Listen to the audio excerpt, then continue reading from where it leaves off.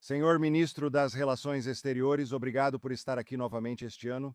Quando tive o privilégio de entrevistá-lo no ano passado, neste mesmo palco, todos comentaram depois que realmente não o conheciam antes.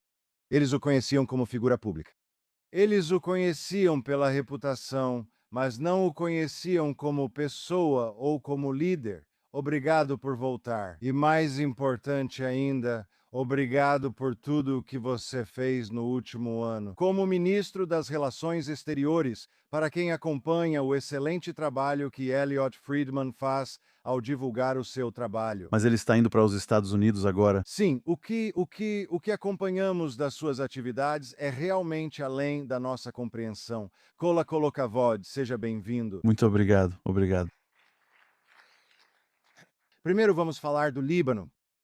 Então, o Líbano nunca teve realmente paz com Israel, embora exista uma relação histórica. Você poderia comentar sobre isso? O Hezbollah assumiu o controle. Tudo mudou.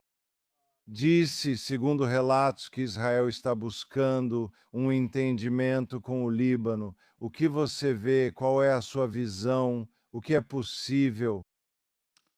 Na verdade, tivemos um acordo de paz com o Líbano assinado em 1983. Pouco tempo depois, Bashir Jumayel foi assassinado quando começamos essas conversas em Washington, D.C., com o Líbano. Eu pedi para ver e vi o acordo de paz anterior dos anos 80, que é realmente muito bom. Não há muito o que mudar. Mas a verdade é, nosso problema não é o Líbano. Podemos ter algumas pequenas disputas de fronteira que podem ser resolvidas facilmente. O problema continua para o Hezbollah, para o Líbano e para Israel. O Hezbollah é o principal obstáculo para a futura independência e soberania do Líbano e para a segurança de Israel. Então é um desafio mútuo. Normalmente eu ouço declarações na comunidade internacional de que Israel está violando a soberania do Líbano. Isso não é verdade. Hezbollah está violando a soberania do Líbano. Irã está violando a soberania do Líbano. O ministro das Relações Exteriores do Líbano decidiu expulsar o embaixador iraniano de Beirute há alguns meses. Isso nunca aconteceu. Porque a verdade é que, e não são muitas pessoas que dizem isso, o Líbano está sob ocupação iraniana. Indiretamente pelo Hezbollah, mas sob uma ocupação. No solo do Líbano existe um exército mais forte do que o exército libanês, que é o Hezbollah. E esse é o problema central e o problema em comum. E espero que, com as conversas que serão retomadas hoje em Washington, D.C., possamos, com essa base comum, construir um futuro comum. Uma pergunta adicional sobre o Líbano. Então, Israel está respondendo de forma apropriada aos ataques do Hezbollah, que matam nossos soldados e afetam a soberania aqui em Israel. Quando Israel responde, é Israel fazendo o que é obrigado a fazer para defender seu povo? Como você vê, como você se sente em relação às pessoas ao redor do mundo, não só dos Estados Unidos, mas de todo o mundo, dizendo para não fazer isso? Primeiramente, só para deixar claro, nós aceitamos o cessar-fogo atual. Dissemos claramente que vamos respeitá-lo, a menos que o outro lado o quebre. Teremos que nos defender, está claro. Mas quase todo mundo está perdendo o contexto. O contexto é que nós nos retiramos completamente do Líbano há 26 anos, no ano 2000. Ehud Barak era primeiro-ministro. Recuamos até a linha azul. Desde então, por 26 anos, estivemos sob ataques vindos do território do Líbano. Tivemos uma quantidade enorme de foguetes, mísseis e drones desde que essa guerra começou em 28 de fevereiro, vindos do Líbano. Não fomos nós que iniciamos isso, o Hezbollah que iniciou isso. E por mais que eles tenham se juntado em 8 de outubro de 2023, depois que o Hamas nos atacou, eles se juntaram. Então, eu não acho que exista qualquer outro país no mundo que aceitaria ataques vindos de territórios vizinhos contra seus cidadãos. E nós também não podemos aceitar. Vamos mudar de assunto, se eu puder, para a União Europeia. Você tem sido um ministro das Relações Exteriores muito ativo, viajando, recebendo, convidando, comunicando e criticando. Mais recentemente, você adotou uma postura muito firme com um governo de um país da União Europeia e com alguns de seus representantes. Conte para nós qual é o seu pensamento sobre o futuro das relações entre a União Europeia e Israel e por que você adotou a posição firme que tomou recentemente. Primeiramente, tivemos ontem e hoje uma visita bem-sucedida de um dos comissários da União Europeia, o comissário Switzer. Ah, ela é a comissária para o Mediterrâneo e tivemos discussões muito boas, abertas e honestas com ela. A decisão que tomei na última quinta-feira não foi contra a União Europeia. Foi contra um comissário específico que disse que Israel é um estado de apartheid. E eu pedi a ela, em particular, para fazer algo a respeito disso uma semana antes. Ela não tinha respondido. E ela poderia dizer: eu não disse isso. Ela poderia ter dito: eu não quis dizer isso. Ela poderia ter dito: eu sustento o que disse. Mas eu não acho que, quando esse tipo de acusação é feita contra Israel, a única democracia no Oriente Médio, cujos cidadãos árabes desfrutam de direitos plenos e iguais.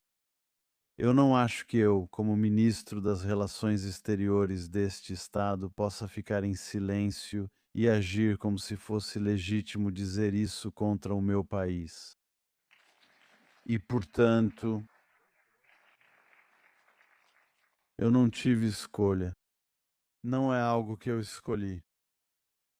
Pessoalmente, eu sempre prefiro o diálogo para específico, ahm, em certo momento tive um bom diálogo com esse alto representante para assuntos exteriores, mas nós, como país, também precisamos traçar linhas vermelhas.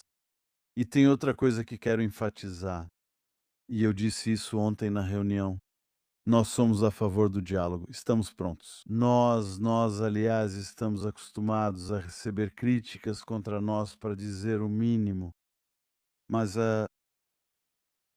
um diálogo não significa que o outro lado possa ditar para nós posições políticas, principalmente quando estão ligadas à nossa própria,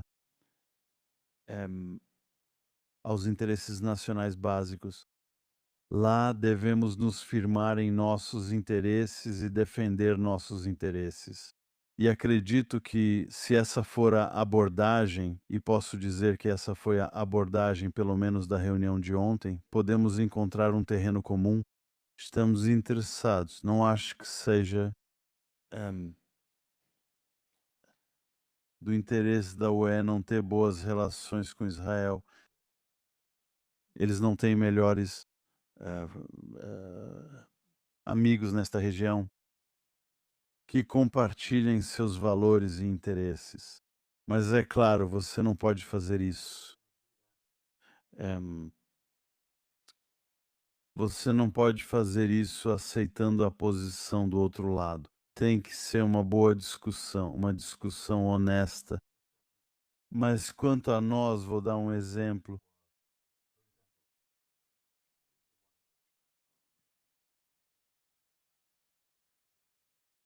Eles dizem que os assentamentos são ilegais.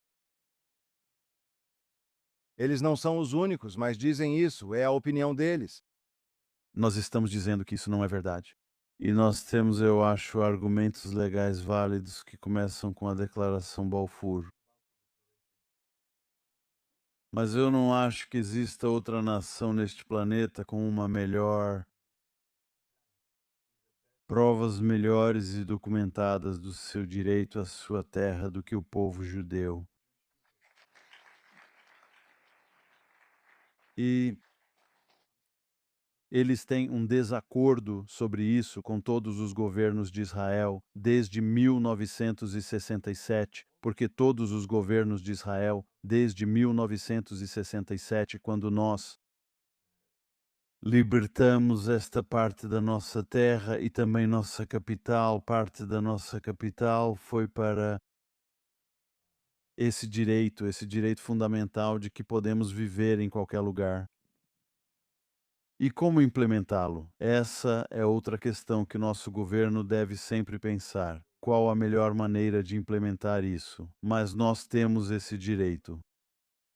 E não importa o que outras nações farão, isso não será mudado por nenhum governo futuro em Israel. E este governo atual não é uma exceção. Obrigado. Voltando para a América Latina, como você vê o futuro e como você interpreta a eleição de um candidato pró-Israel para a presidência da Colômbia? O presidente eleito da Colômbia é um grande amigo de Israel e do povo judeu. Eu o conheço pessoalmente.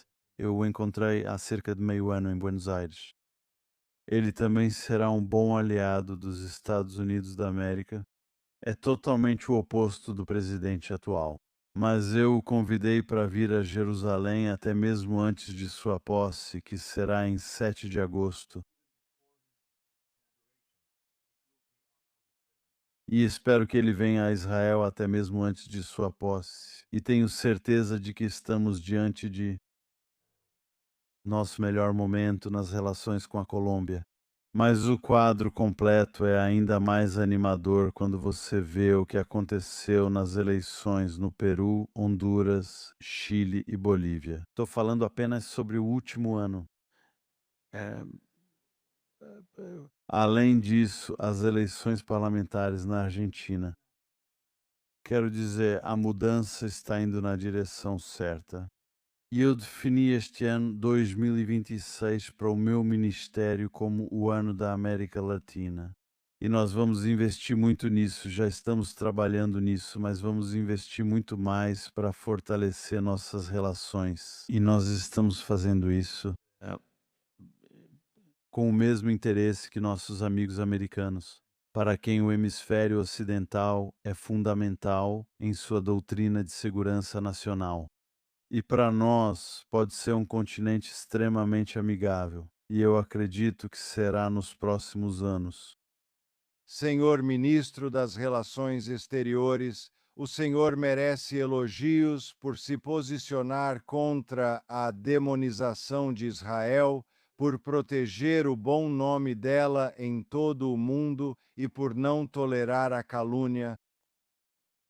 Em parte, o Senhor acredita que o motivo de estarem ouvindo o Senhor é porque também está buscando contato com governos ao redor do mundo, convidando-os para Jerusalém, encontrando-se pessoalmente com eles, indo visitá-los e até mesmo abrindo embaixadas e consulados? Bem, nesse ramo é preciso ser proativo. Eu poderia investir todo o meu tempo apenas em bloquear iniciativas contra Israel, que é o que normalmente faço.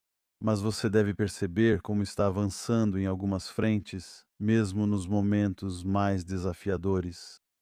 Se eu for pegar dois dos pontos que você citou, ao entrar no ministério, tínhamos 5 embaixadas em Jerusalém. Hoje temos 8. Tenho apenas alguns meses restantes, mas meu objetivo é chegar a 10, dobrar o número até o final do meu mandato de embaixadas em Jerusalém. E eu já sei quais serão os próximos 2 países. Em segundo lugar, para alcançar mais lugares, eu já abri 4 embaixadas, novas embaixadas na Moldávia, Estônia, Zâmbia e Fiji.